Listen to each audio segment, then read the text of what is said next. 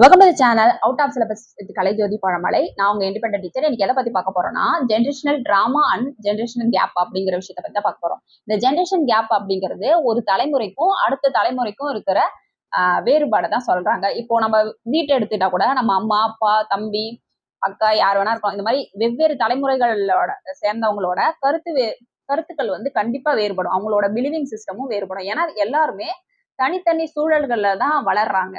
So இன்னும் சொல்ல போனா இந்த டெக்னாலஜி எல்லாம் அதிகமா வளர்ந்துருக்கு இல்லையா இப்போ. ஆனா 90s முன்னாடி எல்லாம் இந்த அளவுக்கு மாறுதல் கிடையாது. இந்த வாட்ஸ்அப், ஃபேஸ்புக், இன்ஸ்டா இந்த மாதிரி நிறைய விஷயங்கள்லாம் கூட இந்த ஜெனரேஷன் கேப்புக்கு ஒரு பெரிய காரணம். அது மட்டும் கிடையாது, இந்த பிலீவிங் சிஸ்டம். அப்போ ஒவ்வொருத்தருக்கும் அந்த நம்பிக்கை, அவங்களோட வேல்யூ, அவங்களோட முக்கியத்துவம் கொடுக்கறது, எதுக்கு கொடுக்கணும், இந்த மாதிரி விஷயங்கள் எல்லாமே மாறுது. ஸோ அவங்களுக்குள்ள வாக்குவாதம் அதிகமா ஏற்படுறதுக்கும் சண்டைகள் ஏற்படுறதுக்கும் இந்த ஜெனரேஷன் கேப்புங்கிற ஒரு